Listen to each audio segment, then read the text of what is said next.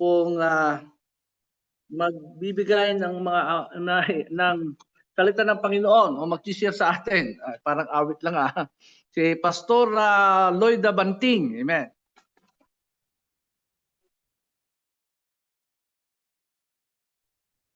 Amen. Magandang buhay po sa bawat isa na nandirito. Maraming salamat po, Pastor Ronaldo, sa napakagandang pag-i-MC po ninyo. Alive na alive. Amen. So, bago po tayo mag-umpisa, idalog po natin muli ang ating pag-aaral sa ating Panginoon. I-dedicate po natin muli. Hallelujah. Amang Diyos, maraming salamat po muli sa napakagandang araw na ito na pinagkaloob po ninyo sa bawat isa sa amin upang minsan pa ay mapag-aralan namin ang iyong banal na salita, O Diyos. At dalangin po namin na i-bless po ninyo ang bawat isa na nandirito.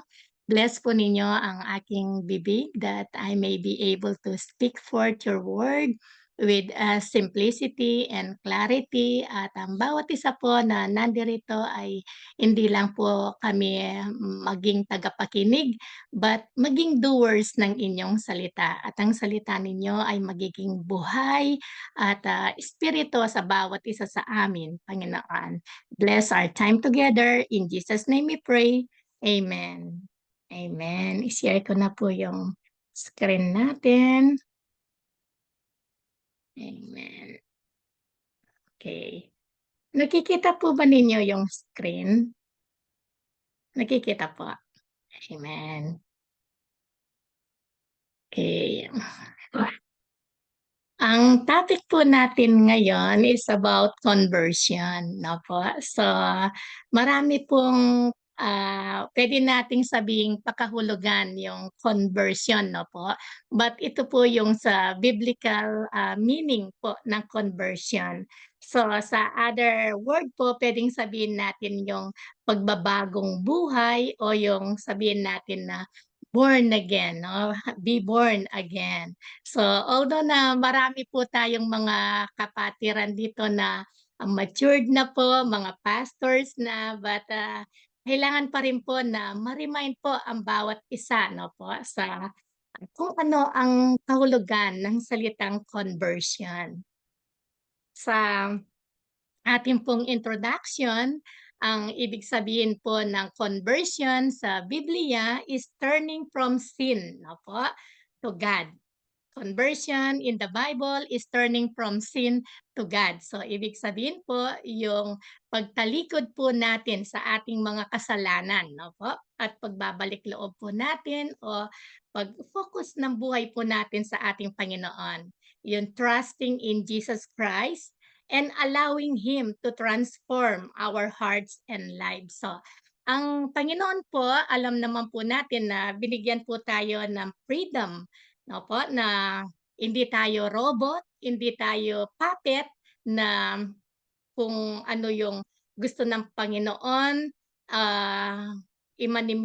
hindi tayo i-manipulate, no po. So may ano po tayo, mayroon po tayong freedom na makapili ng ating buhay o kung ano ba yung ating gawing desisyon sa buhay po natin, no?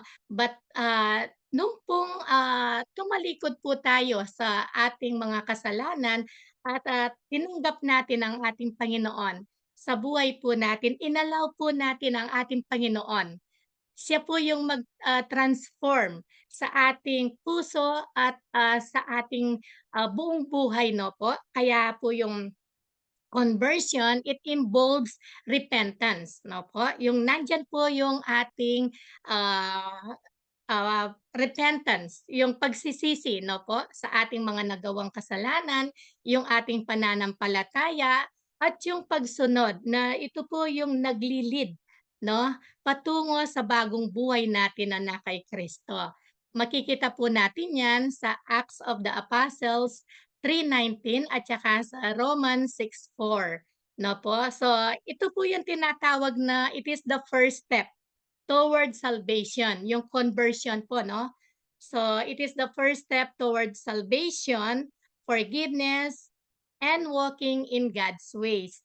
So, siguro po narinig na rin po ninyo sa mga kapitbahay siguro ninyo o mga kilala ninyo na yung siguro yung sinabi nila sa inyo na o sa hindi man ninyo hindi man ninyo narinig sa harapan ninyo, pero yung parang kasi po naranasan ko 'no, yung sinasabing, "Wag kang sasama diyan, iko-convert ka." Yung mga gano'n po 'no, may mga taong gano'n na, 'pag sumama ka diyan maiiba na yung relihiyon mo dahil iko-convert ka ng ibang relihiyon, yung mga gano'n po 'no. So yung mga taong gano'n po, hindi nila naunawaan yung tunay na kahulugan ng conversion 'no po. Yung ulitin ko po, ito po yung pagbabago ng ating buhay, 'no, yung dati tayong makasalanan from sinners to saint na po. So, kaya napakaganda po na malaman ng bawat isa, 'no, bawat believers na, malaman nila yung tunay na kahulugan ng salitang conversion o yung salitang born again o pagbabagong buhay po, 'no po. So dito po, how often is this word, yung conversion, found in the Bible? No po, yung sagot po diyan, makikita po natin sa Acts 15:3, once po 'no. So the church in Antioch sent Paul and Barnabas on their way, and as they traveled through Phoenicia and Samaria, they told how the Gentiles, non-Jews, had been converted. No po? And this news made all the believers very glad po. So pag sinabi pong yung Gentiles, sila po yung tinatawag na non-Jews o yung pag sinabing mga Israelites, sila po yung mga Jews, no? O, so kapag hindi sila Israelites, Gentiles po sila. Kagaya po natin, mga Gentiles po tayo, no? So, kaya sina Paul at saka si Barnabas nung yung church o yung mga believers sa Antioch, pinadala sila sa Phoenicia at Samaria at talagang nag-work ang Holy Spirit po doon na converti po, 'no?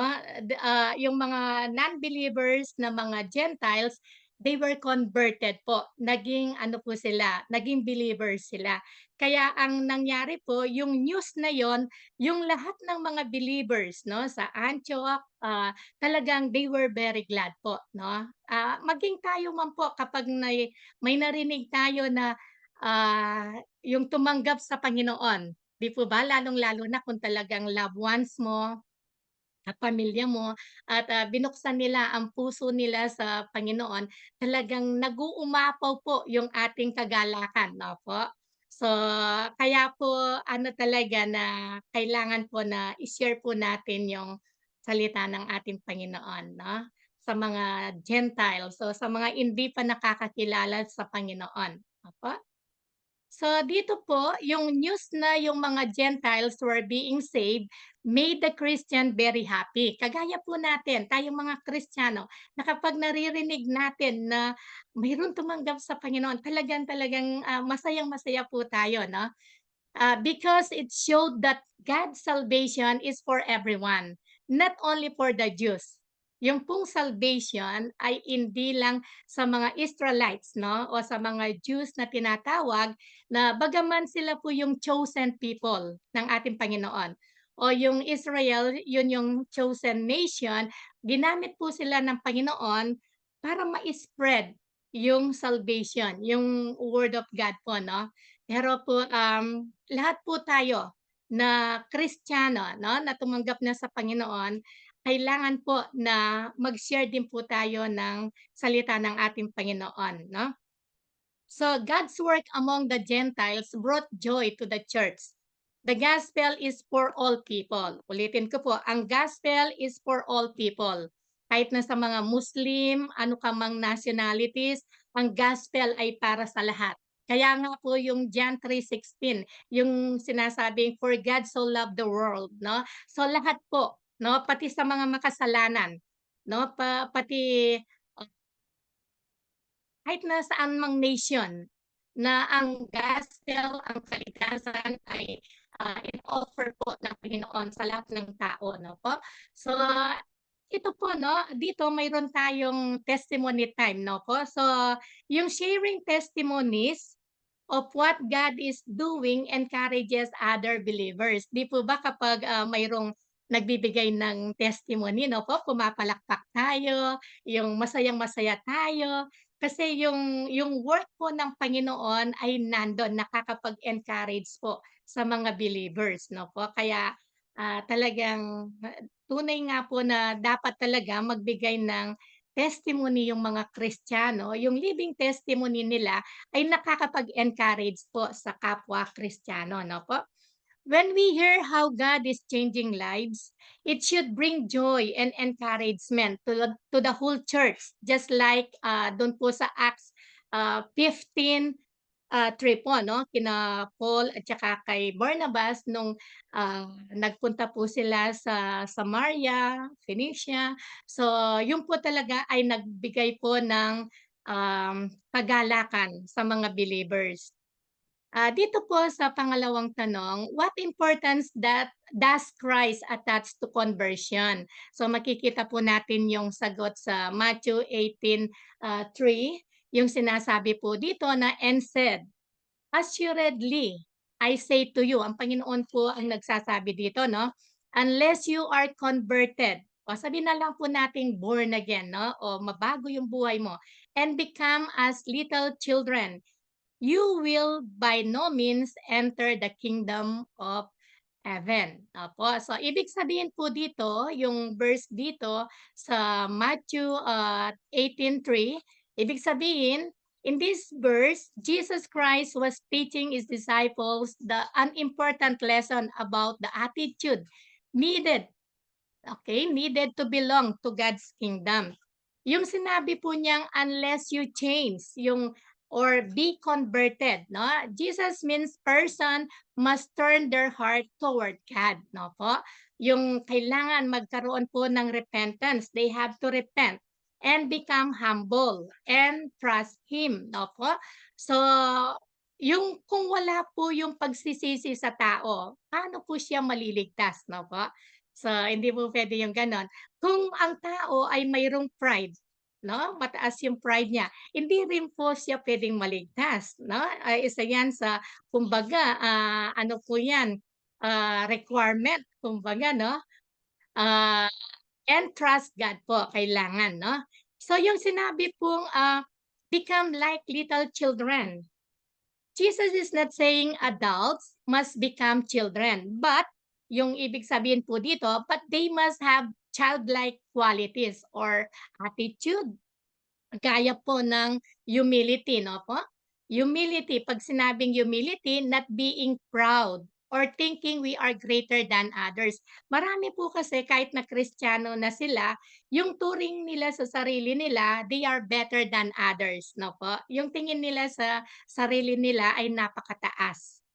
'No, yung tingin nila sa sarili nila sila yung mas, matalino, mas, maganda, mas, marunong sa decision making, yung mga gano'n po 'no. 'Pag gano'n po yung iniisip nila, ibig sabihin, yung pong pride ay nasa kanila pa 'no.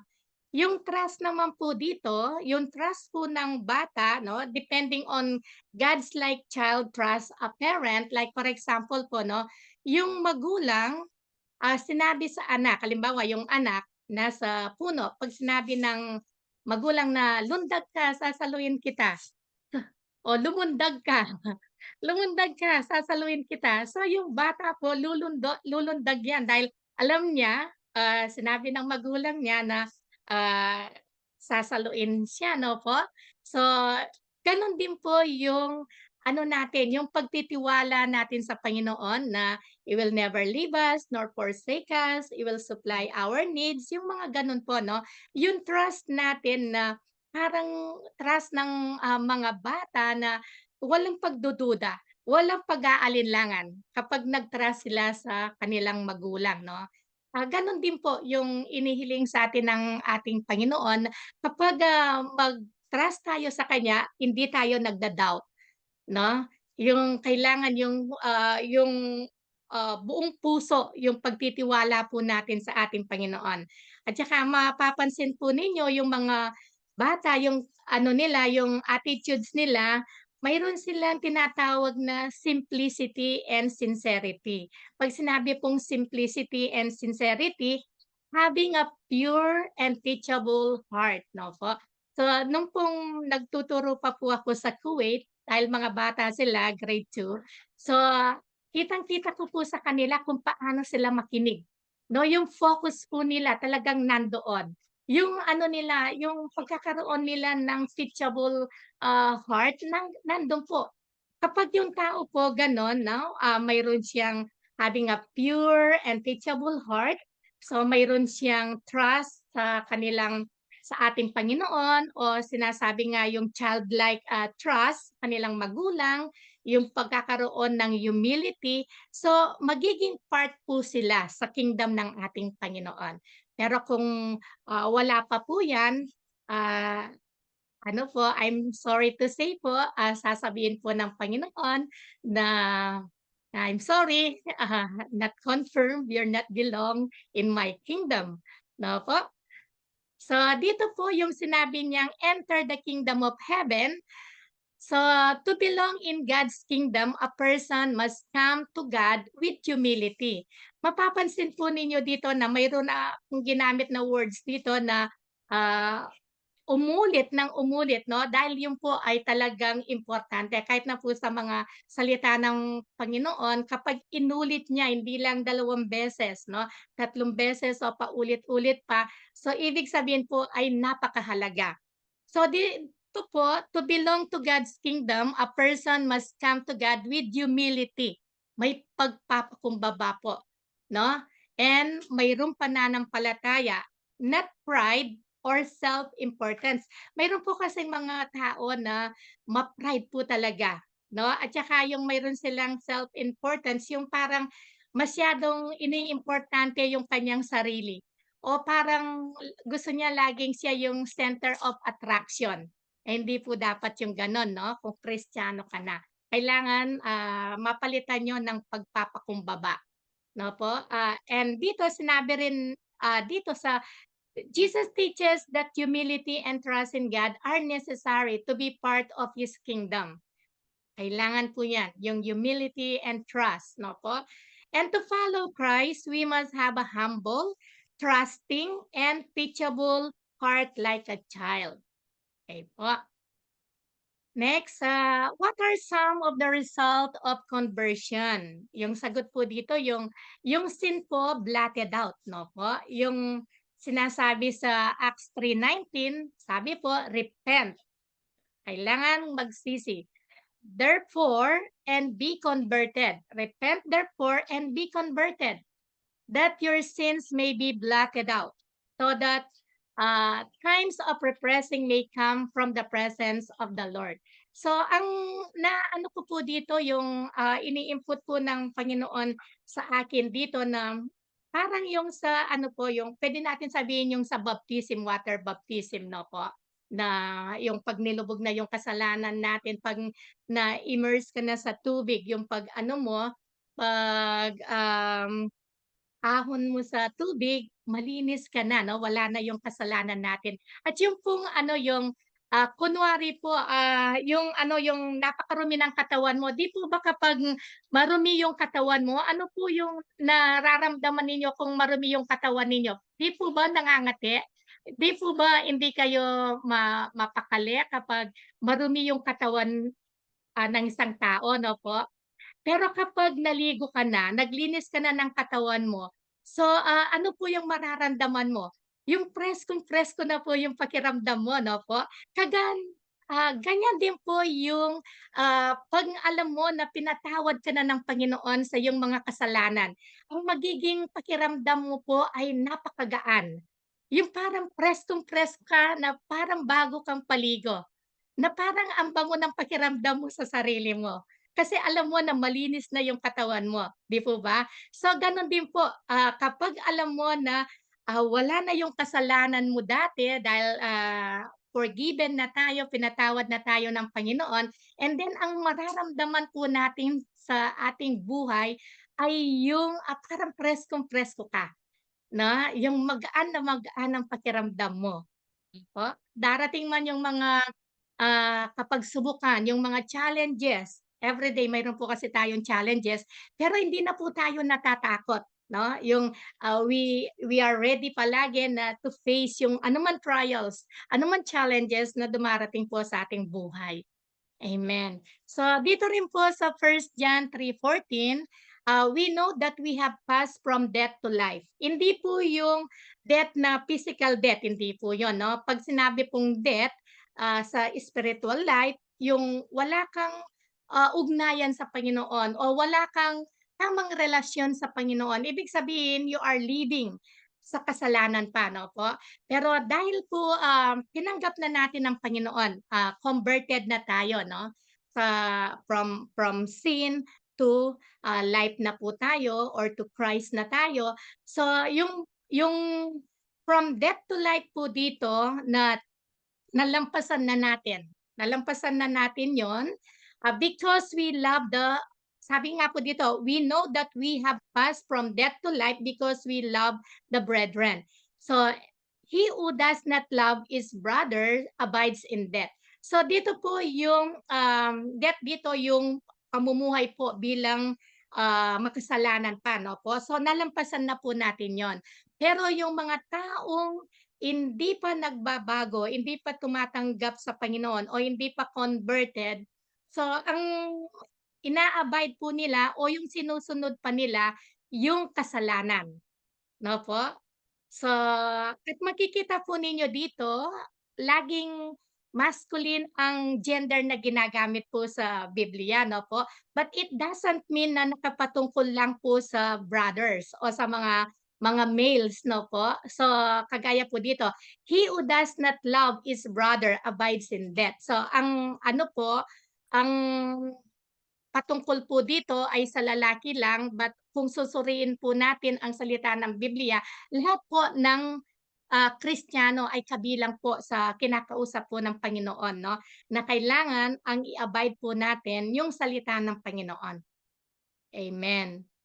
So, yung dalawang verses po dito, these two verses connect closely with the teaching of Jesus Christ about repentance and love. Which are, the central in the Christian life po 'no. Yung repentance po, ulitin ko po, yung repentance connected with Acts of the Apostles 3:19. In Acts 3:19 po, sabi po dito, Peter calls people to repent and turn to God, so their sins may be wiped away. So sabi nga po kapag, we confess our sins, God is faithful and just to forgive us from all our unrighteousness, 'no po, cleanse us from all our unrighteousness, and kung dudugtungan pa po natin yon, He will remember our sins no more, 'no po? And this reflects that Jesus taught during His ministry. For example, in the Gospel of Luke 13:3, Jesus said that people must repent or they will perish. So, ang ating Panginoon po, sinabi din po niya dito sa Luke, chapter 13 verse 3 na kailangan po talagang magsisi ang tao. Kung walang pagsisisi ang tao sa kanyang mga nagawang kasalanan, ang hatol po ay mapapasa kanya. He will perish, o she will perish, or they will perish, no po? So, yung pong repentance, ang ibig sabihin po, turning away from sin. Pagtalikod po sa kasalanan, no? Kapag nagsisi po tayo, ibig sabihin, tinalikuran na po natin ang ating mga kasalanan and turning toward God. Opo?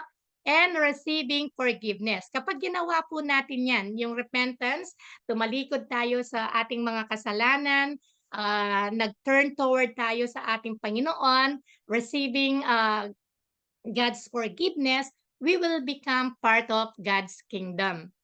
Amen. So Jesus came so that people could be forgiven and restored to God. Opo, so alam naman po natin yan na kung kaya dumating ang Panginoon to save us from all our sins, so that maligtasan natin yung punishment ng ating mga kasalanan. So repentance is the first step to a new life with God. Yan po yung unang akbang, no po, para magkaroon tayo ng panibagong buhay na kasama ang ating Panginoon. So, yung love po connected with first epistle of John 3:14. Yung verse pong ito says that loving others is evidence that we have passed from death to life. So, tingnan po natin ito, no? Yung kapag tinanggap po natin ang Panginoon, no? Kailangan makita po yung love sa atin. Yung love natin sa kapwa natin, no? Kahit na sabihin natin unlovable yung tao o naging kaaway mo pa siya, pero minamahal mo siya, ibig sabihin po nun, evidence po yan na tayo ay wala na dun sa pamumuhay na makasalanan. No? Ibig sabihin, nagbago na po talaga yung buhay natin. Kapag even yung unlovable o yung mga taong hindi karapat-dapat mahalin ay minamahal mo na ngayon. No? Nung hindi pa po kasi tayo Kristiyano, kapag sinaktan ka ng kapwa mo, hindi mo siya i-bless, no po? Pero kapag Kristiyano ka na, kahit na sinaktan ka pa, ang isusukli mo sa kanya ay love, prayer, blessing, no po? So this also reflects Jesus' command. In the Gospel of John chapter 13 verses 34 to 35, Jesus gave a new command. Ito po yung new command ng ating Panginoon na binigay dito, love one another. Sabi niya, love one another. Mahalin niyo ang bawat isa as I have loved you. No? Kung paano tayo minahal ng ating Panginoon, ganun din po ang ibibigay nating pagmamahal sa ating kapwa. Jesus said that people will know His disciples by their love for one another. So, sabi nga po na Jesus said that people will know His disciples. Paano mo malalaman na disciple ka ng ating Panginoon? By your love, by loving one another. Amen. So, yung true followers of Christ po, show their faith by loving others sincerely. No? Yung talagang may sinseridad po, yung tunay po na pagmamahal. Hindi pa kunwari, hindi yung kapag mayroon lang nakakakita, doon mo pinapakitang mahal mo yung kapwa mo. Hindi po. Alam naman po natin na ang ating Panginoon ay omniscient God. No? Pag sinabing omniscient, He knows, He sees, and He hears everything. We cannot hide anything from the Lord, no po? Kaya kapag nagmahal po tayo ng kapwa natin, kailangan po ay sincere po tayo. So, Acts of the Apostles 3:19 teaches repentance and forgiveness. And first epistle of John 3:14 teaches love as a proof of a new life in Christ. Opo. So together, they show two important marks of Christians. No? Nandiyan po, makikita mo yung talagang kung sino ang isang Kristiyano. Ano ba yung mark of a Christian? Ito po, a changed heart that turns to God. No? Yung nabago yung buhay niya and turns to God po. No? And loving heart that cares for other. Makikita mo yung pagmamahal niya sa kanyang kapwa. No po? Yung cares niya sa ibang tao. When we truly follow Jesus Christ, our lives will show repentance toward God and love toward others. And okay, so another question po, what is change in conversion? Yung pong pagbabago na makikita natin kapag na-converted na yung tao o nabago na yung kanyang buhay, na born again na siya, makikita po sa kanyang puso, sa kanyang espiritu po, no? Sa Ezekiel 36:26 po, sabi dito, I will give you a new heart and put a new spirit within you. I will take the heart of stone out of your flesh and give you a heart of flesh. Mayroon po ba kayong kilalang tao na may pusong mamon at saka may pusong bato, no po? So, may mga tao po na sinasabi nila na ang taong yan ay parang may pusong bato, napakatigas ng kanyang puso. Hindi niya magawang tumulong sa kanyang kapwa. Mga gano'n po 'no, sinasabing pusong bato daw po sila 'no. Mayroon din naman tao na nagsasabing, "Ay yan taong yan parang pusong mamon, napakalambot." Kahit na inaapi na siya, hindi pa rin kumikibo, yung mga gano'n po 'no. So, dito po in this verse, God speak through the prophet Ezekiel po 'no. promising spiritual renewal to His people. So yung pong sinabi niya, I will give you a new heart. Ibig sabihin po dito, God promises to change a person from inside. Makikita po yung pagbabago ng tao from inside out. Hindi lang yung pakitang tao lang, no? Kasi makikita mo yung tao, yung pagbabago niya, panlabas na pagbabago, nakikita po yan, no? Pero yung sinasabi ng ating Panginoon na I will give you a new heart, nag-uumpisa po yan from inside, no? Sa puso po, no?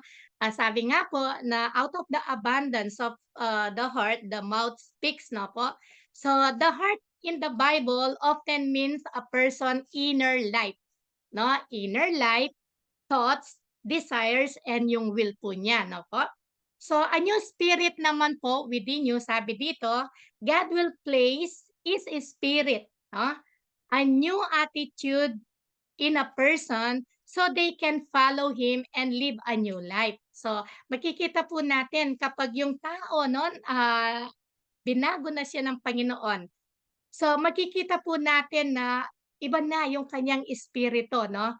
Yung espiritu ng Diyos, siya na yung nabubuhay sa kanya o nabubuhay na ang espiritu ng Diyos sa kanya, no? Kaya sabi niya, God will place His spirit and new attitude in a person so they can follow Him and live a new life. Makikita po natin yan sa mga tao na talagang hindi sila fake. Talagang tunay na Kristiyano sila, yung down to earth na yung kanilang buhay, no po? So, walang pakunwari kung sila ay mamuhay. Okay, so sabi po dito, remove your heart of stone. Yan, yung matigas na puso. So ano po ba yung ibig sabihin ng heart of stone? Ito po yung mga taong mayroong heart of stone, no po? A heart of stone means a heart that is hard, no? Yung matigas, no? Stubborn. Ano po ba yung ibig sabihin ng stubborn? Yung hindi nakikinig, no po?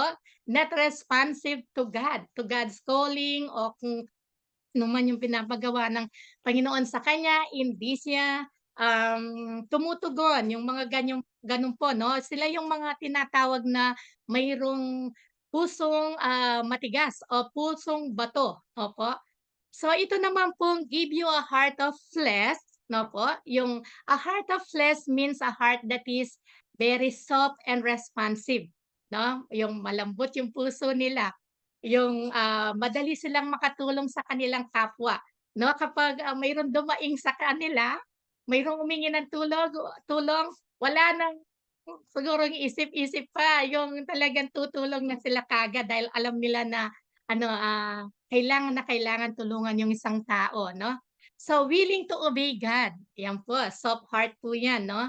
Sensitive to God's guidance, ayan. So, ngayon po, ang tao ang puwedeng makapamili, gusto ba niyang magkaroon ng heart of stone o heart of flesh, no po? Okay, so God promises to transform people inwardly, no? From inside po, no? Giving them a new heart that desires to follow Him. Connection po sa New Testament, this promise points to the work God does in believers through Jesus Christ and the Holy Spirit, who changes a person's heart and life, no? God not only changes our behavior but also changes our hearts, no po? Giving us a new desire to love and obey Him. Yan po ang ginagawa ng ating Panginoon. Yun nga po yung sinasabing, God is changing us from glory to glory, from strength to strength. Ito rin po yung sinasabing dinadalisay, dinadalisay ang ating pagkatao. Parang yung ginto na iniinang, pinapadaan sa apoy, 'no po, dinadaan 'yan sa apoy para makuha yung puro ng ginto, 'no po. Tayo rin pong mga Kristiyano, dinadalisay, dinadalisay po tayo ng Panginoon. God is changing us, 'no. Every day po, binabago tayo ng ating Panginoon for the better po, 'no po. Okay, next one. Kapag 8:30 na po, ihinto na po ako kung saan po ako makakaabot, ihinto na po ako para sa mga question and answers. What is change in conversion? So dito po makikita po natin, yung set of mind on things above. not on things on the earth, no po. Yung kung kapag na-convert na yung isang tao o na-born again na o nabago na yung buhay niya, yung kanyang mind nakaset na po sa, things above. Ibig sabihin yung heavenly things na po 'no, yung para sa makalangit na mga bagay 'no po. So, hindi na yung mga bagay-bagay na nandito sa mundo. Po, dito po ang ibig sabihin po dito sa Colossians 3:2, in this verse, Paul the apostle teaches believers how they should focus their thoughts and priorities as followers of Jesus Christ, no? Set your minds on things above, sabi po, no? So this means we should focus our thoughts on heavenly and spiritual things such as, kagaya po ng ano, yung God's will. Ano ba na, yung will ng Panginoon sa buhay mo? Living a holy life, loving others, serving God, eternal life. Yan po, kailangan yan yung pinopokusan na po natin habang nandito pa po tayo sa mundo, no? Habang mayroon pa po tayong pagkakataon na mabuhay, i-focus po natin yung mind natin, no? Dito sa mga bagay-bagay na to. It means thinking about what pleases God, not on earthly things po. Hindi mo alam kung paano ka magpayaman, no? Maiiwan lang po 'yan, no? Wala tayong dadalhin kapag kinuha na po tayo ng Panginoon ni, singkong duling, hindi natin madadala sa langit, opo. So, Paul is warning believers not to let their hearts be controlled by things like material possessions, worldly desires, pride, greed, or temporary pleasures, na po. So these things are temporary, but spiritual things are eternal po, no? Believers should focus their hearts and minds on God and eternal values, not only on the temporary things of this world. Opo. So, dito, if we follow Jesus, our priorities should be heavenly, not worldly. Kang sinusunod po natin ang ating Panginoon, no? Kailangan po yung maging priority natin sa ating buhay, yung pong heavenly things, no po? Not yung makamundo, not yung worldly. Think about God's word daily. Choose action that honor God, value eternal things more than temporary things po. Na po, yan po yung dapat nating palaging isa puso. What is change in conversion? Okay, dito po sa Romans 6:6, na po, knowing this that our old man was crucified with him, that the body of sin might be done away with, that we should no longer be slave of sin.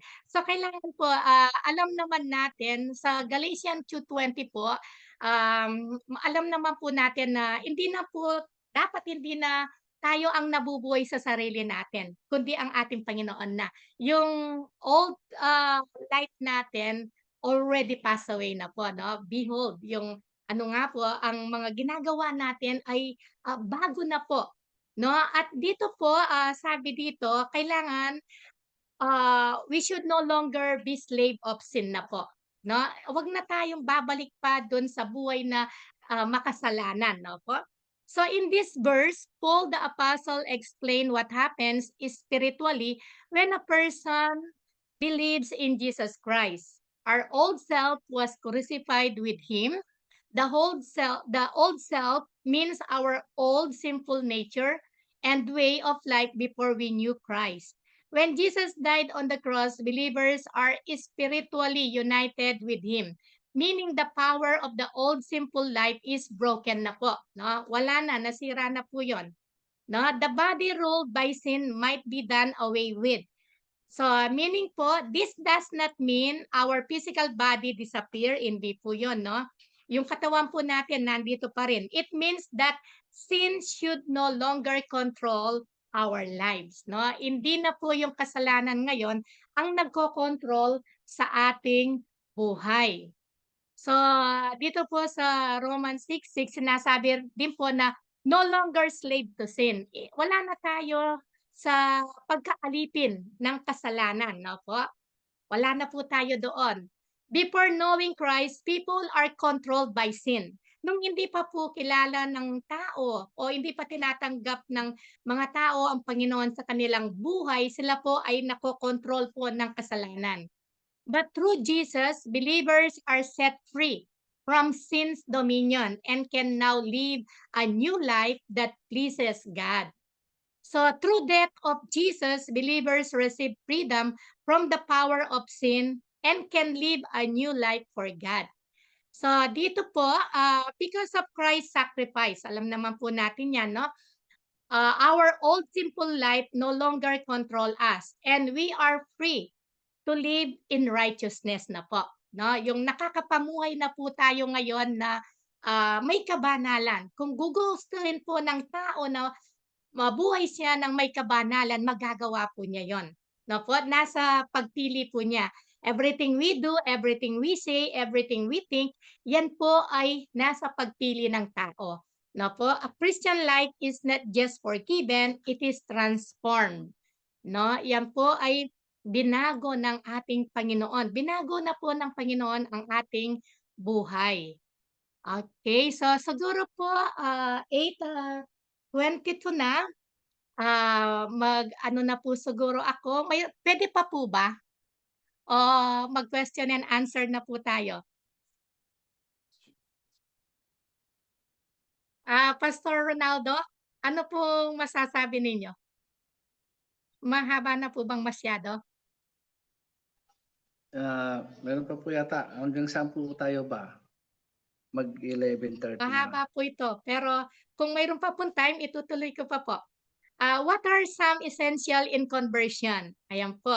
Ano po ba yung mga essential o yung mga kailangan, mga importante para ma-convert yung isang tao? Kailangan po magkaroon ng pananampalataya, yung faith, repentance, obedience, and childlike simplicity. No po? So sabi nga po dito sa Acts 16:31, ito po napakaganda po nito, no? Acts 16:31 sabi po, alam naman po natin yung istorya dito 'no, nung si Paul and Silas, na ano po yung kulungan nila, nabuksan po yung pinaka, ah, gate ng kanilang, kulungan 'no po, gate nga po ba yung tawag doon, yung pinakakulungan 'no, nabuksan po dahil nag-shake po yun 'no. So, nagkaroon ng earthquake 'no. So, and then yung ano, yung jailer doon magpapakamatay na po sana 'no, dahil akala niya talagang nakatakas yung mga nakakulong doon.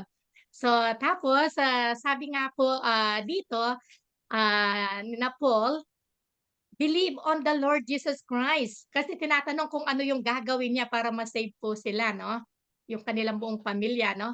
"Believe on the Lord Jesus Christ and you will be saved, you and your household," no po.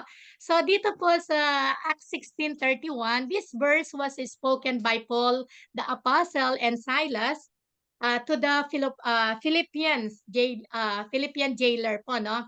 After a great earthquake opened the prison door. Door po 'yon no.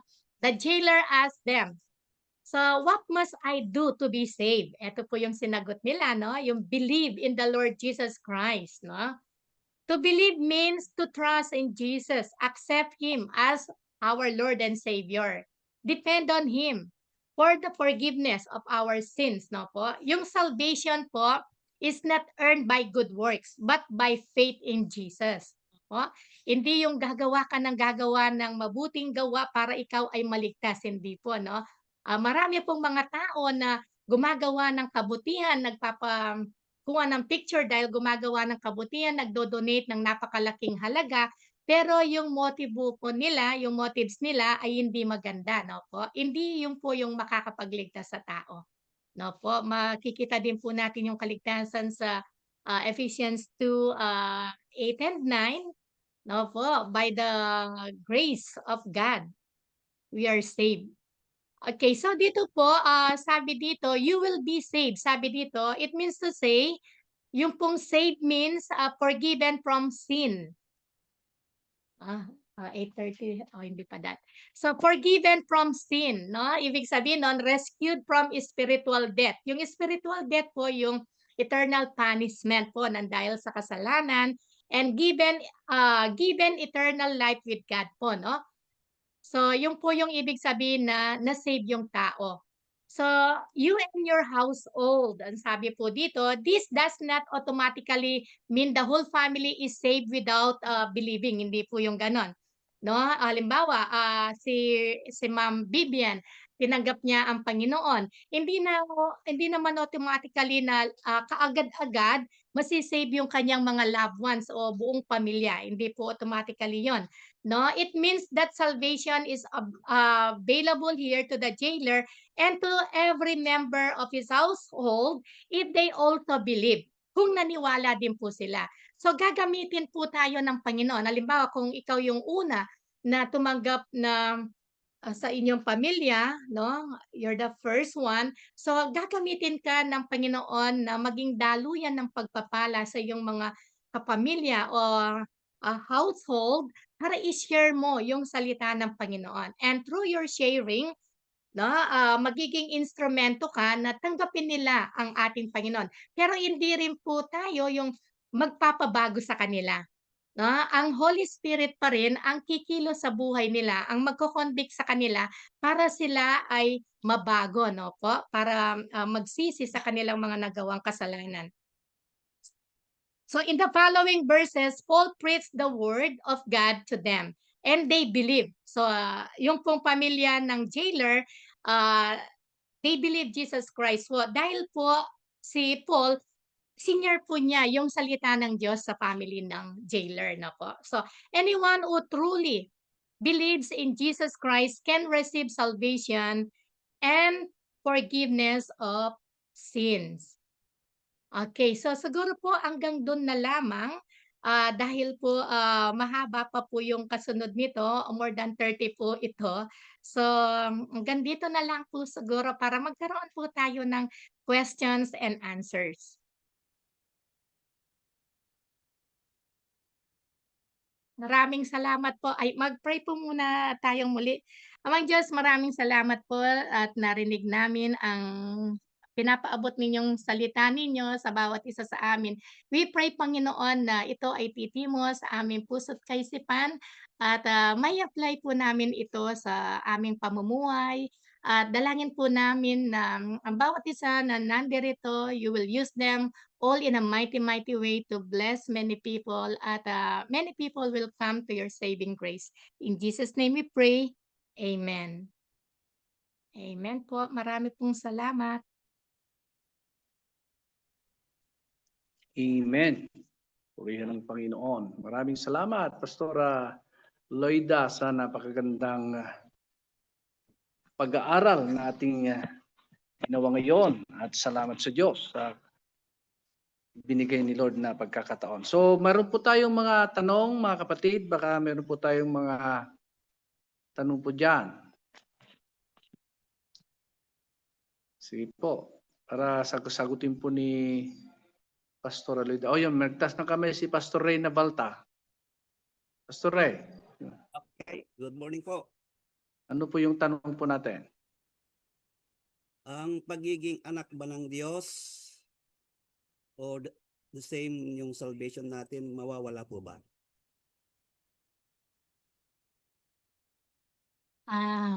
Thank you po sa napakagandang katanungan ninyo, no po. So actually po, napakalaking issue po yan, no? Kahit na nung nasa Kuwait kami, marami pong nagsasabi na hindi nawawala yung salvation. Yung binibigay na kaligtasan po ng Panginoon sa mga tao, sa lahat ng tao ay hindi po nawawala yung ino-offer niyang salvation.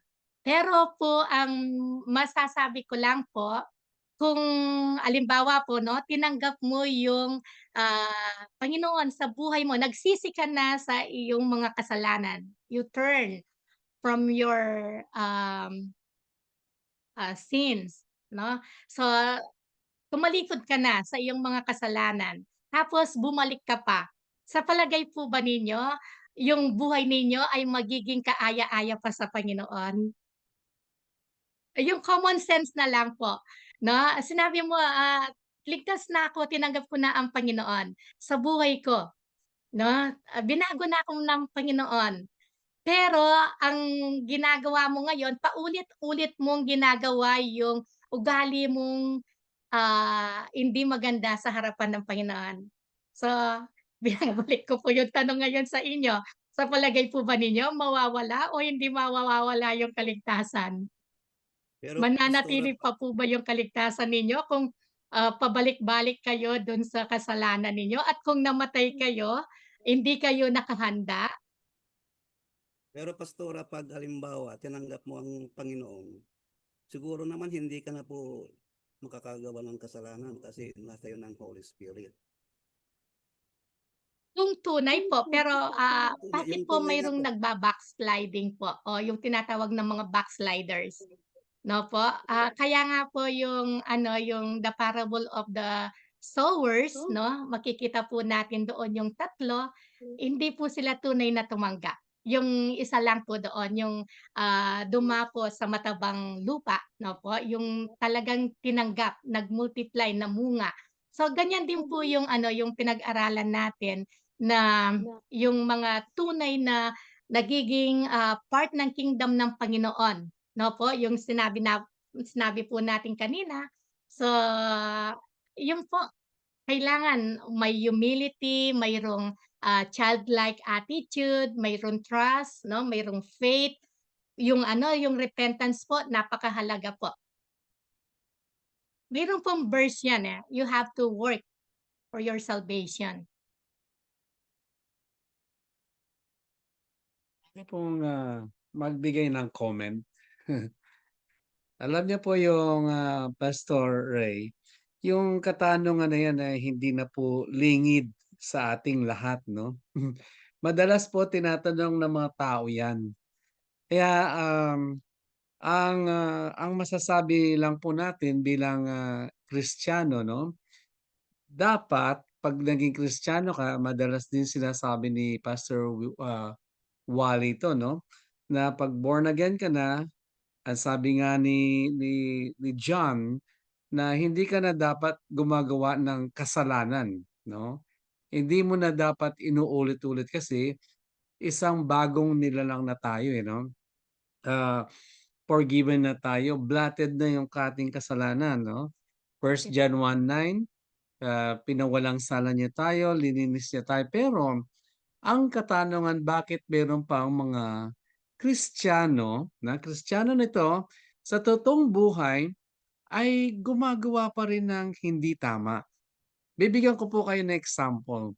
Nung nasa Kuwait pa po kami, involved po ako sa, mga backup singers 'no.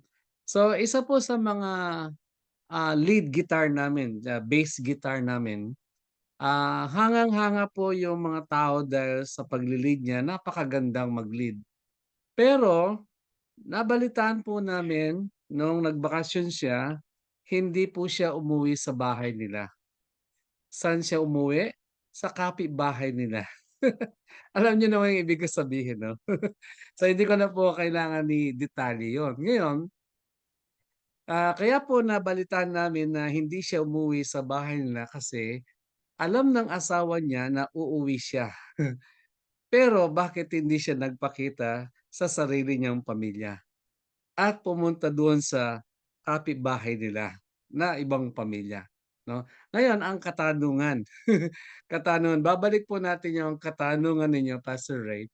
Kung sakali dumating ang Panginoon at humarap sa Diyos, saan kaya siya pupunta? Sa langit o sa impyerno? Pero kini-claim po nila na ano sila, believer sila, ligtas sila, yung mga gano'ng tao. Ano po sa palagay niyo sasabihin ng Panginoon sa kanya? 'Di ba meron siyang sinasabi, "Sorry, I never knew you." 'Di ba? Kaya yung dun na po darating yung babalik natin yung katanungan ninyo na, hindi lingid sa atin, eh, 'no, yung katanungan na yun. Pero meron pang mga Kristiyano na hindi wholeheartedly na nag-repent sa kanang kasalanan. At yung dating, actually dati dapat yung kasalanan na yun ay wala na, eh, kasi sabi niyang Galatians 2:20, eh, hindi na tayo ang nabubuhay sa ating sarili, kundi si Panginoon. Kristo na, no? Pero meron pang mga Kristiyano na nadadaig pa rin, Kanilang no? laman. Kasi nandun pa yung soulless part, nandun pa yung temptation, sometimes hindi po nila makontrol yung sarili na, lalo na yung tatlong very powerful sin, yung lust of the eyes, Of the flesh. lust of the flesh, Pride of and life. pride of life. No, ito po yung masterpiece na ginagawa po ng diablo sa mga Kristiyano. Yung sa Proverbs naman yung seven sins, no? Kung alam po natin yung seven sins na ginagawa ng tao na sinabi ni Solomon doon, no? So, ano po sa palagay nyo, Pastor Ray? Doon po sa base doon sa katanungan ninyo, ano po sa palagay nyo 'pag humarap sila sa Panginoon, sila po ba ay maliligtas o hindi? Pero puwede po Hindi. silang manumbalik, muli sa Panginoon, 'no po? Yung, rededicate nila yung buhay nila muli sa Panginoon. Hindi sila maliligtas, pastor, kasi mga Kristyanuhan lang sila. Kaya langit-langit Yes Yes. po. punta nila. Okay. Thank Napakaganda po sagot yung katanungan niyo kasi nag-bounce back. Kasi ang ibig sabihin po ng irrevocable, yung pagkaligtas na ni Kristo sa atin, more than 2,000 years ago, hindi mo ma-i-revoke yun, eh. 'No? Linigtas na po yung tao, eh. Yung salvation po, hindi po nawawala yung salvation ng tao. Habang nabubuhay tayo kasi ginawa na ni Kristo more than 2,000 years ago. Pero nasa tao ang desisyon, 'no? Binigyan po tayo ng free will ng Panginoon to Nakapag-decide. do what is right and what is wrong. So alam po ng tao, eh.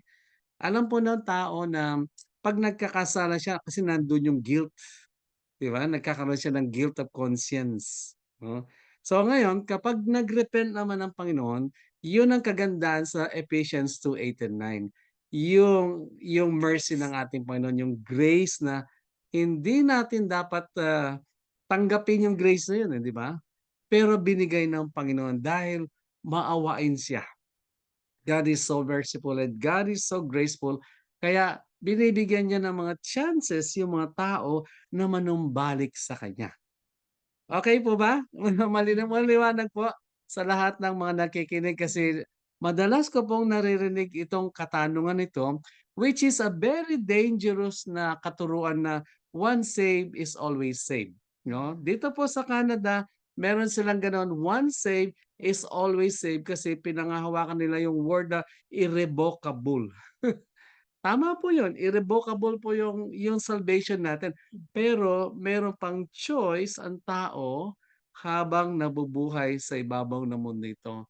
Maganda sana kung lahat ng mga Kristiyano ay patuloy sila naglilingkod sa Panginoon, malinis ang budhi nila sa paglilingkod, and then sasabihin ng Panginoon someday, "Well done, good and faithful servant."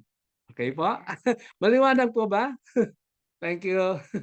Salamat po. Follow-up lang po yung question ninyo.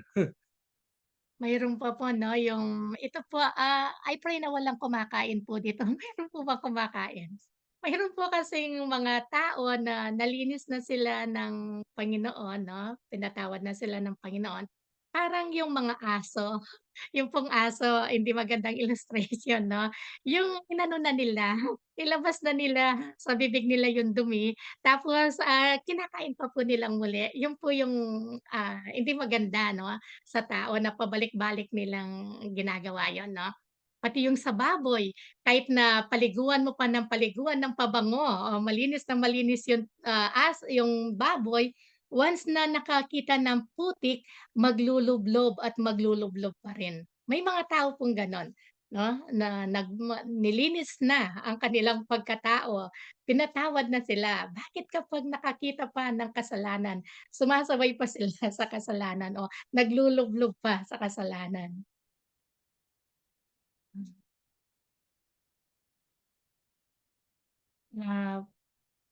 Pastor Ronaldo? Ako po meron pong katanungan. Sige po. Meron lang po ako na, well, yung isang friend ko may kinuwento na doon yung church po nila nagkaroon ng parang wake up or split dahil sa isang katuruan na sa tingin ko naman parang hindi naman po ganun kagrabe. Ang sabi po kasi kasi may dalawang pastor po ata doon. Ang sabi po kasi, di po ba pinatawad na tayo ng Panginoon? Past, present, and future sins ay ipinatawad na ng Panginoon. So kung since may conscience po tayo, di po ba? As Christian, cleansed conscience tayo, iba na, nilinis na. So pagka nakakagawa pa rin po tayo minsan ng mga minor sins, hindi kasi sinasabi po sa Bible, merong kasalanan na naghahantong sa kamatayan. So balit may mga kasalanan naman na hindi naman humahantong sa kamatayan. Meaning, very mga minor po na alam natin na convict tayo. So ang isa pong school of thought doon ng mga grupo ng mananampalataya ay we don't need to repent again kasi pinatawad ka na paulit-ulit. You just need to confess. Confess ka na lang. Kasi pagka nagre-repent ka na naman, parang hindi ka pinatawad. Sabi naman nung isa, paano ka naman makakapag-confess? Kailangan mo ihingi ng tawad kasi sinabi nga sa 1 John 1:9, if you confess your sins unto Him, is faithful and just to forgive you and cleanse you from all your unrighteousness. Kasi pag meron pong, kumbaga, siguro meron pong nagkaroon ng problema na hindi nagkabati masyado. Parang ayaw pong humingi ng lumapit na humingi ng tawad. Siya ay nag-confess na ng kasalanan niya sa Diyos. So I don't need to go to you and repent and ask na patawarin mo ako dahil ako ay pinatawad na ako ng Diyos Parang yun po yung reason ng isa. Why should I? Pinatawad na ako ng Diyos. Well, wala akong sama ng loob. Nag-confess ako sa Panginoon, pinatawad niya ako kasi past, present, and future. So yung isang grupo naman, hindi po gano'n na paniniwala. Kinakailangan ay lumapit ka. So ano po yung lang, alam naman natin, di po ba, sa ating sarili kung but nais ko lamang po hingi ng for all, for everybody, yung ganong klaseng situation. Ayun po. Parang narinig ko na rin po yung sinabi nilang yung sinungaling, ano naman yan, white lies. Yung mga sinasabi nilang gano'n na, yung parang mayroon lang sinave na tao na nagsinungaling na tinatawag na white lies 'no. Anything na lies, kasalanan pa rin po 'no. Walang white, walang blue, walang iba-ibang kulay ng kasalanan 'no po, kasalanan pa rin 'no po. So yung pong, sinabi ninyo na yung kailangan pa bang ay i-confess o yung mag-repent, yung ano po kasi, yung Sa yung ta kino-confess talaga sa Panginoon. If you confess opo, sa belief ng isang grupo that you need to confess to the Lord that you have sinned. But you are already forgiven because God has forgiven your sins, present, past, and future. Parang ganun. Parang kinukulit mo lang si Lord. Parang ganun sabi po ng isang grupo. actually po, kung mayroon kang pagkakataon o opportunity na sabihin mo yon sa tao na hingi mo ng tawad ang nagawa mong kasalanan, much better po 'no. Mayroon kasing mga kasalanan na hindi mo na masasabi sa tao dahil, wala na siya sa ano mo, sa vicinity mo o kung coworker mo man, kaya kino-confess po natin sa Panginoon 'no. Pero kailangan pa rin po na mag-repent 'no, na para sa'kin po 'no, kailangan pa rin yung repentance, 'no po. Yung, sabi nga sa pinag-aralan natin, kung gusto nating, to be part ng kingdom ng Panginoon, we have to repent sa mga nagawa po nating kasalanan. Although na nag-confess ka 'no, nag-confess ka sa Panginoon, pero kailangan pa rin na magre-repent tayo, na magsisi tayo sa mga nagawa nating kasalanan. Sometimes po yung parang slip of the tongue lang yung nasasabi ng tao 'no, na nagkakasala. Pero kapag hindi pa rin siya maingat, kasalanan pa rin po yun na na-hurt mo yung isang tao. Pero ang ano po, ang kaibahan lang po natin sa mga hindi Kristiyano, tayong mga Kristiyano, mayroon po tayong, naririnig o nararamdaman na conviction na nanggagaling sa Holy Spirit, no po, na once na nagkakasala ang isang Kristiyano, mayroong conviction na nagaganap po, 'no? Kino-convict po ng ating Panginoon ang taong nagkakasala. Pero yung mga unbelievers, sabi nga hindi nakakatulog o hindi siya makakatulog sa gabi kung hindi siya nakagawa ng kasalanan sa buong maghapon. Yun po yung pagkakaiba, 'no? So yung isang taong hindi pa tumanggap sa Panginoon, parang hindi kumpleto yung buhay niya kung hindi siya nakapanakit ng damdamin ng kanyang kapwa. Pero yung ano, yung Kristiyano na talaga, yung tunay na Kristiyano na, yung kapag nakagawa siya ng kasalanan, nandun po yung conviction, nararamdaman mo na nagkasala ka, nangungusap ang Panginoon po sa mga anak niya, 'no? And then, right away nakakagawa tayo ng, confession o nakakapag-repent po tayo at nakakahingi ng, nag apologize tayo sa mga taong pinagkasalahan po natin. Puwede po dagdagan natin yung comments, 'no? So, para sa kaalaman ng, lahat kasi napakaganda po yung tanong na yan, eh, Pastora Baby, 'no? Meron po sinabi si Jesus sa Matthew chapter 5, 'no? Kung meron kayong time, basahin niyo Matthew chapter 5, 'no, 23 and 24, na 'pag meron pong, nagkasala, sabi niya nagkasala ka or nagkasala siguro yung, ibang kapatid 'no, kapatiran, sabi niya bago mo i-offer yung sacrifice mo, pumunta ka muna sa kanya, mag-reconcile ka muna. And then tsaka ka bumalik at tsaka mo i-offer yung ating mga ino-offer sa Panginoon. Bakit sinabi po ni Jesus yun 'no?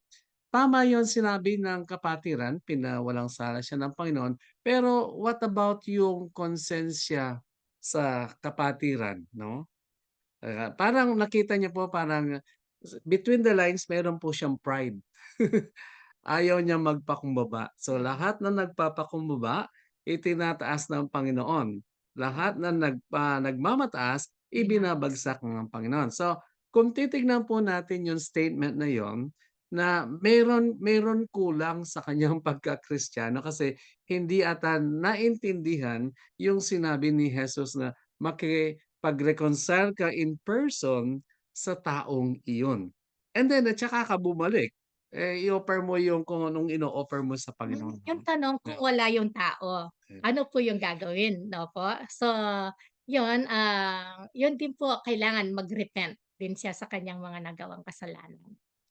Opo. Sa akin naman po wala pong well, kung yung ina-analyze ko po yun, bakit naging problema sa inyo na kinakailangan pang, pagtalunan kung magre-repent uli o iko-confess lang, eh, ang dali lang naman gawin 'yan kung Kristiyano. Tama. Bakit dumating sa point na nag-break away ang ano, ang church dahil doon sa gano'ng pananaw, and up to now ay, pinaninindigan ng isang pastor, pero ang pastor po na 'yun ay lumipat sa nagtayo siya ng sarili sa, well, sa alam ko nga sa Pampanga. Ang laki ng church niya ngayon, naggo-grow. But yung, ah, dun sa kung saan siya naalis or nag-break away, progressive din naman, pero wala na silang, good relationship. Hindi na sila nag-uusap dahil sa kanila, 'pag nakausap mo sasabihin na, "Wala akong sama ng loob, nag-confess na ako ng sin sa Panginoon at, wala na akong Pride pa dapat, rin po yun. yun nga ako, yun ang iniisip ko, but they stand firm on that na ang paniniwala ko, sabi nila, hindi ako nagkakasala sa Panginoon at maganda yung relationship ko sa Panginoon. Kinonfess ko na lahat at pinatawad niya ako. So, yun lang, nabanggit ko lang yung gano'n na meron palang gano'n na tao na very firm sa stand nila na kumbaga sa atin ano, sa akin wala lang yun, eh. Magko-confess, eh, di mag-confess ka pa rin, mag-confess ka, mag-repent ka, and then kung there's a chance kasi nagkasalubong sila, kinuwento sa'kin nung friend ko dahil siya yung kumbaga sila yung nagpatayo nung church, yung may mga gano'n. nagkasalubong sila, binati niya, diniretsuhan lang siya, hindi siya binati. Pero balewala lang dun sa ano, sabi ko, anyway, hayaan mo na lang siya, basta ginawa mo naman yung dapat gawin, kung yun yung belief niya, eh bahala na si Lord doon. Ayun lang po, na-share ko lang na merong ganung sa mga, even sa mga matured na or sa mga pastor na merong mga ganung instances o pagkakataon na pinaninindigan nila kung ano yung sa tingin nila tama. To the point na yung mga Kristiyano hindi magandang patotoo tuloy sa iba na, ayan, ganyan na mga Christian, sila nagkakaganyan. Yan ba yung tama? So, hindi nagiging magandang patotoo sa iba. So, yun lang po yung aking gustong i-share. Actually po, kapag tunay na Kristiyano ka na, it is very easy to say, "I'm sorry" sa tao, 'no, kung nagkasala ka. At it's very easy to say, "I forgive you." And yung for the sake of peace ba, kahit na hindi ikaw yung talagang nagkasala, for the sake of peace, ikaw na yung maunang magpa-humble, yung talagang i-ano mo yung humble mo, yung humility mo, yung gano'n po, 'no? Puwede po ako magdagdag ng comments. Ito po'y realidad na nangyari sa Kuwait. Yung mga kapitbahay po natin doon ay mga hindi mananampalataya, 'no? So, alam niyo na po ang ibig sabihin kasi galing kami ng Middle East, eh, 'no? Pinagmamasdan pala nila yung mga Kristiyano na sa loob po ng church na meron hindi pagkakaunawaan. Nagkakagulo sila. Nagsalita po yung hindi mananampalataya. Katulad sabi mo Pastoral, Baby 'no, yun ba yung mga Kristiyano? Bakit sila hindi sila nagkakaunawaan? And then you're trying na kino-convert mo kami na maging katulad ninyo. Pero whereas yung kayo mismo nagkakawatak-watak kayo, nagkahati-hati kayo dahil sa hindi niyo pagkakaunawaan. So ang question dun, nasisira yung, pangalan ng Panginoon. Doon na tayo ay, binansagan or tinawag tayong mga anak ni Kristo, anak ng Diyos, pero yung mga, Kristiyano mismo ay hindi nagkakaisa. Hindi sila nagkakaunawaan. Yun po yung comment ng ano, edukado ito, yung nag-comment nun. Siya po yung, minister, isa sa mga minister sa mga museums, 'no? Nagsalita po siya, then sinabi ko sa, late, senior pastor namin tsaka yung pastor namin na yung iniwanan namin, "Tama ba yun? Na tayong mga Kristiyano, tayong mga ibang mga yung mga nag-a-attend dito sa church dito kasi 87 congregation na po, eh. Pero sila mismo hindi sila nagkakaunawan dahil sa isang bagay." 'Di ba? So, okay. So, anyway, thank you very much po. Karagdagang comments lang po 'yun. 8:54 na. Yan. Pastor Ronaldo. Yes po, napakagandang ano po natin, discussion po natin sa patungkol sa pagpapatawad. Opo, na salamat sa mga tanong at mga sagot na narinig po natin, mga karagdagan. Patuloy lang po tayong manalangin at hilingin ang pag-ibig ng Diyos sapagkat sabi ko nga may kanta, sana'y pag-ibig na lagan. May mga nangyari kasi na minsan nasasaktan tayo eh. Tayo po ay tao pa rin na nasasaktan, minsan hindi makalimot-limot sa nakaraan. Pero kailangan po natin i-practice po yung agape love. Yung agape love po kasi sakop niya lahat eh. Yung pag-ibig ni Kristo. Amen? Yun po yung dapat matutunan. Talagang hindi tayo perfecto. Tandaan po natin. Kaya kailangan natin talaga si Kristo na magbigay sa atin ng pag-ibig na yan. Kaya tayo nagkakaunawaan. May tanong nga ako sa isang kapatid na bago po tayo na ko lang, ilan ba ang langit? Yan, ilan ba ang langit? May pangalawang langit ba na dapat puntahan yung isa? Iba kita-kita rin lang tayo doon eh. Kaya sabi ko i-practice na lang natin yung pagpapatawad. Mahirap po talaga. Pero sanayin na natin sapagkat yun po ang dapat sa mga anak ng Diyos, sa mga born again Christian. Ayan, okay. Salamat po at Alam kong maganda sana maghapon eh. Kaya lang matutulog pa yung iba diyan. Okay, para at manananghalian. Salamat po at napakaganda yung discussion natin. Tuloy natin sa susunod at yan po ay napakahalagang mga bagay na dapat nating malaman mga anak ng Diyos, mga lingkod ng Panginoon para alam din natin yung mga isasagot natin pag may mga dumating na ganitong bagay.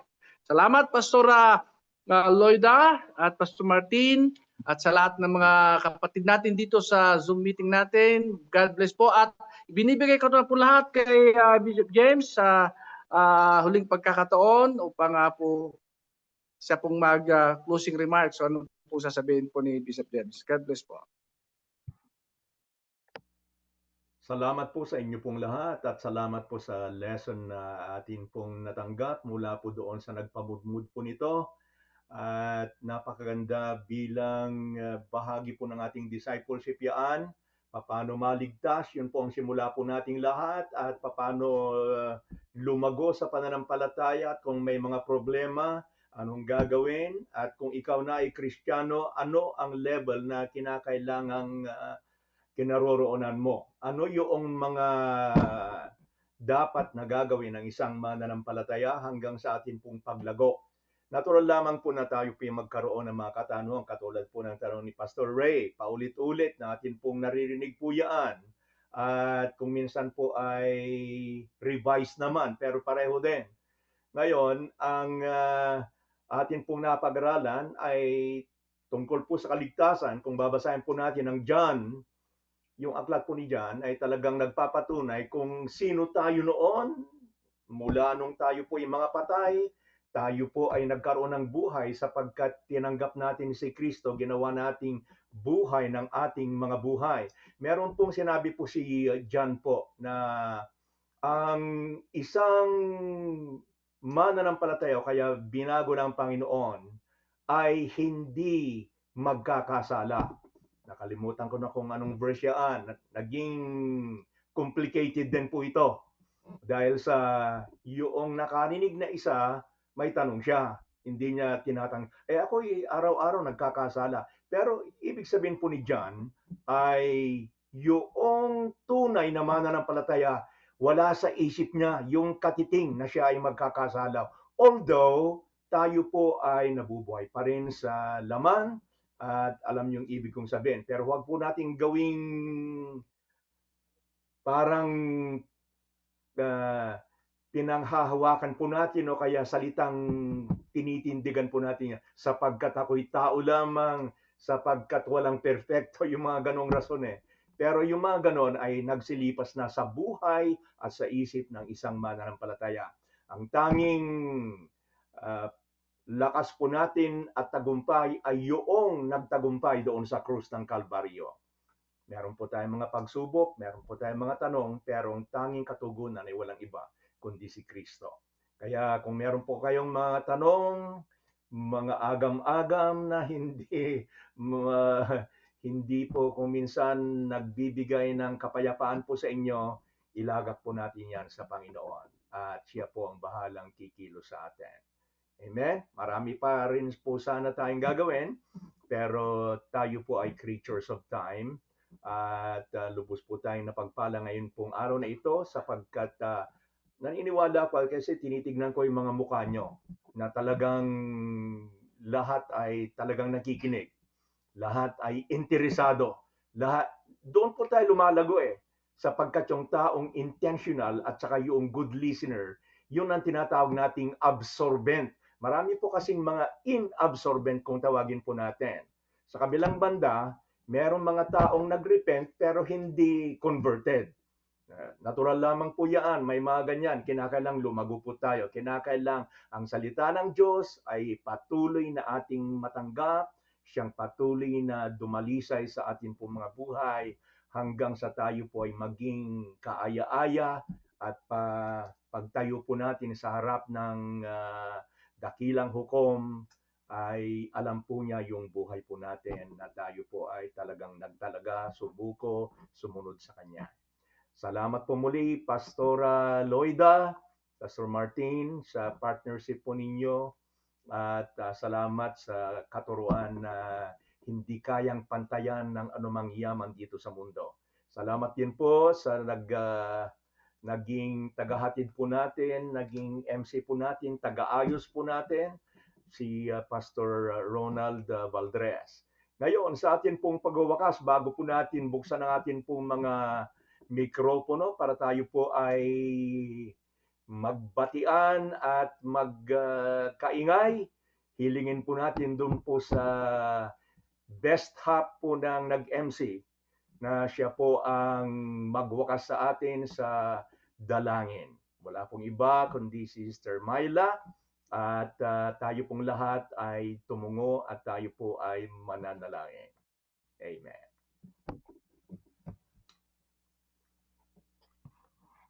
Amen. So tayo pong lahat ay manalangin at magpasalamat sa Diyos sa kanya pong kabutihan sa araw na ito. Yes, Lord, maraming nga pong salamat sa araw na ito, Lord, na minsan pa, Panginoon, ay nakapag-aral kami ng mga salita mo na tunay nga po na ito po ang siyang nagpapalakas, nagpapalago sa bawat isa po sa amin.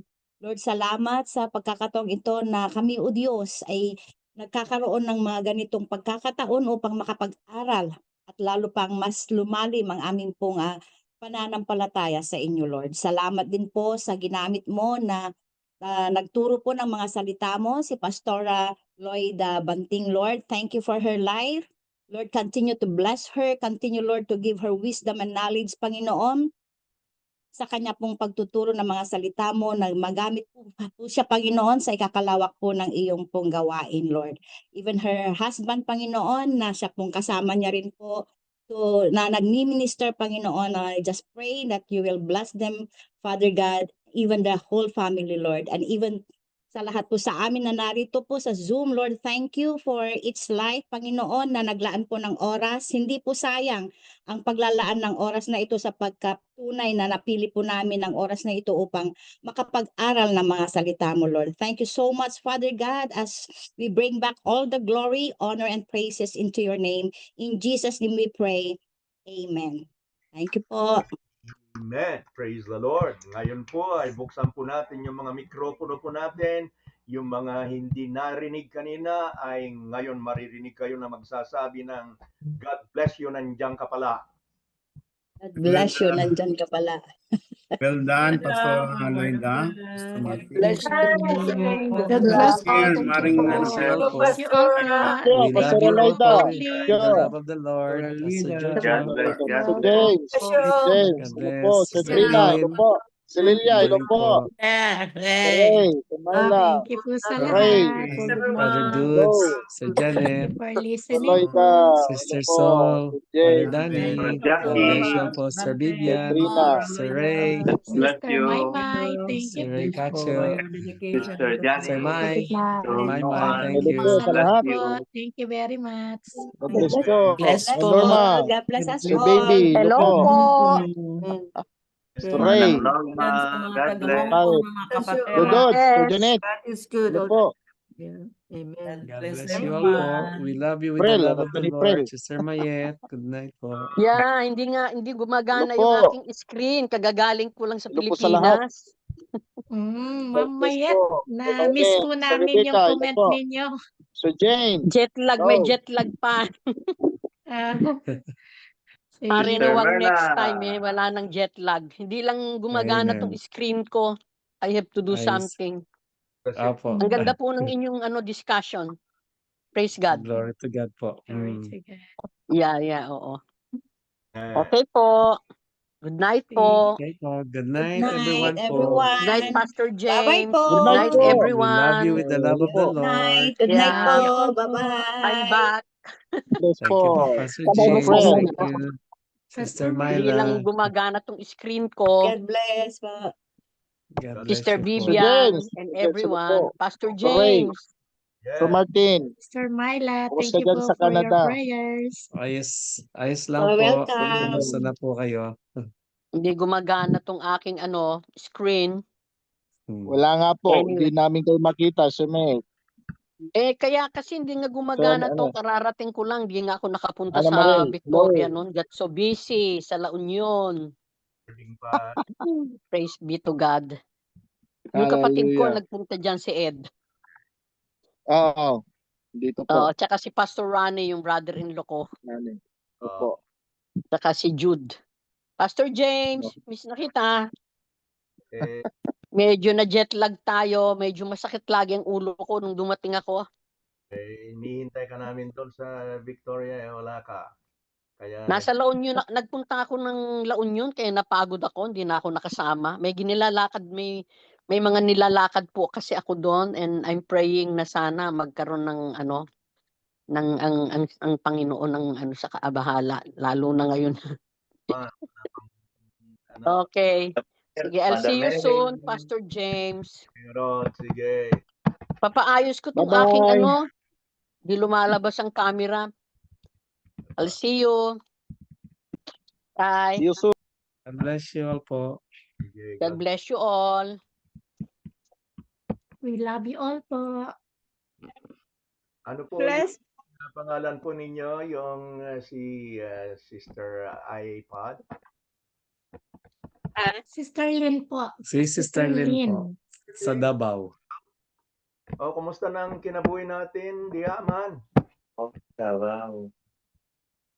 Hindi Mute po kayo, Sister Lynn. Nakamute po kayo, Ma'am Lynn.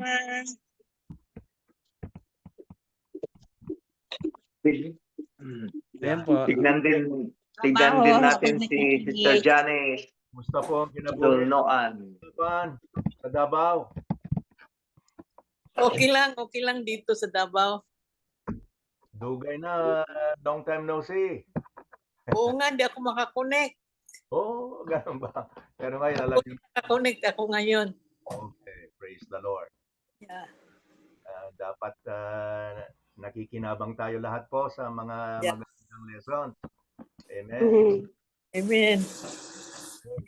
Kumusta tayo ni Sister Janice Dulnoan, DJ Quirino? Ayun na tayo. Pagtanay.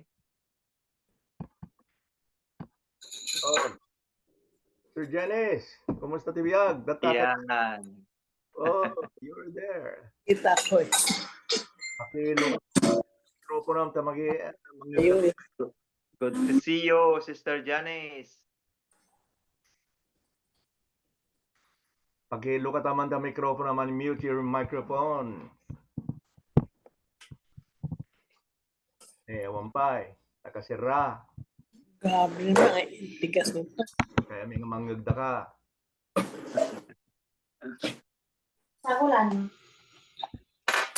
Ayan. Okay. Hello po. Wait lang. May activity po kasi kami ng prayer meeting po at saka mga women's dito po sa sa Aglipay. Wait lang. Paano ba ito ba yung mga kasamahan ko? Hello, good morning. Who's that? Good morning. Good morning. Kung ano na lang yung kutsilyo. Yung maliit na kutsilyo. Yeah po. Man. Wanay. Hallelujah. Yan po sa balita po dyan. Pastora Ana Marie, kumusta dyan sa Sorsogon, San Tomas, La Union? Kami taksasyon.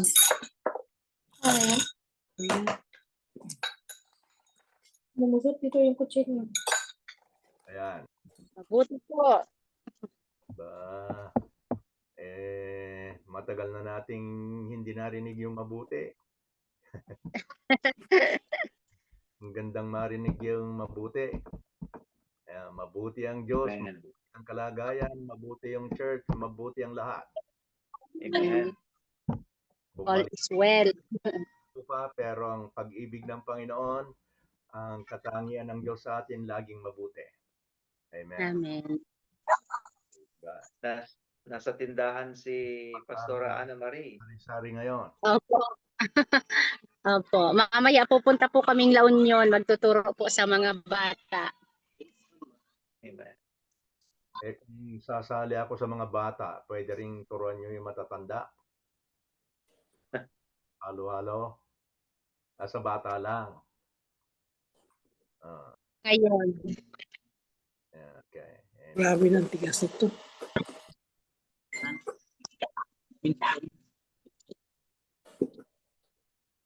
Pinagwapo mo ni Pastor Ray.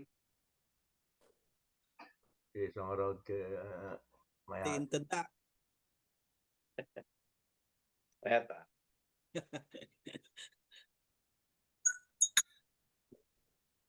Nagwapo kami din tanda so nga nagwapo. Matarake. Kumusta po dyan sa Canada? Ito po, malamig pa rin. Kala ko ba naiinit kayo dyan? Nag-snow po ng 2 araw. Kaninang madaling araw, nag-snow na naman. Ay, itang mga snow ninyo. Ito naman sa California ay pasulong na kami. Painit na. Sana last na po yun na snow. Hindi pa naman talagang mainit. Di pa lumambot. Nasaan na yung balikbayan kanina? Wala na. Kaagad. Pastor Jojo. Nagtuturo ata si Pastor Jojo. Tapos na. Ang prayer. Yeah. Amen. Okay. Sige. At tanghalian na yata dyan. Launa na, no? Pastor Martin, kailan kayo pupunta sa Henlong? Tingnan po natin. Punta na lang po kami sa bahay nyo. Pwede rin po. Para, yung address, i-ano na lang po ninyo. I-text na lang. Para, pag nagka-chance po kami, punta na lang kami sa inyo. Opo. Alright. Sige po. God bless us all. Joteo Sagatos. Sige po. Okay. Good night po. Good night po. Hasta luego. Hasta la vista. Sister Annabelle. Sister Ray, Ray Nabalta po. Kamukha po ninyo yung isang kaibigan namin sa Kuwait. Si Brother Eric, yung sa music ministry. Ngayong nagsalamin kayo. May kakambal din pala si Lakay. Kamukha po ninyo. Wow. Kamukha niya. Kung pagtatabihin kayo, para kayong kambal. O nga pala, si Pero Pastora.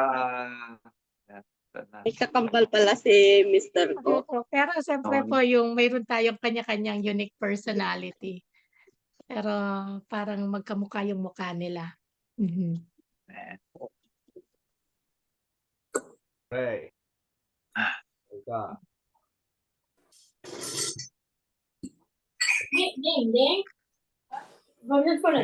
Sige po, para makapagpahinga na po kayo. Good night everyone po. Good night God po. bless you all.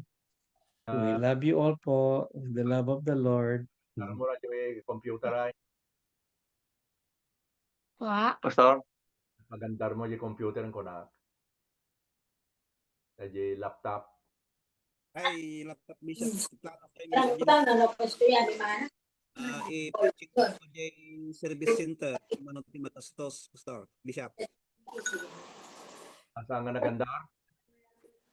Mading agandar, Bishop. Agandar niyang awan iba na. Picture na. Dito makakain nila. Yeah.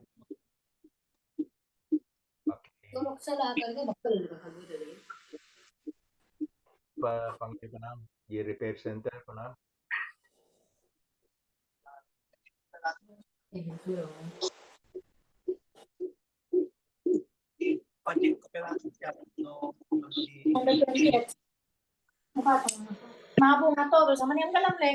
Mr. James, kapag po nag-leave kami, mawawala din po ba kayo? Kasi naka-record pa pala.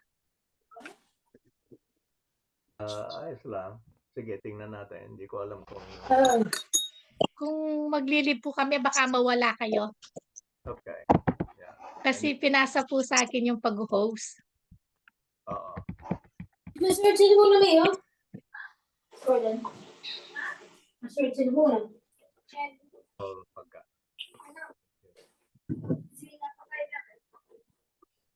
Sige lang, Pastor Lloyd. Mag-leave na po kami. Tingnan na lang po ninyo. Baka po mawala rin kayo. Pag po nawala kayo, ibig sabihin, ako pa rin yung nag-host. Sige. Mag-leave na po kami. O may pag-uusapan pa po kayo. Mag-close na lang po kami. Yeah. Sige. Thank you. Thank you, everyone. Ano ko na po? I-close ko na po. Hindi ko po alam kung tignan ko po sandali kung sino pa yung host. At kayo na po pala.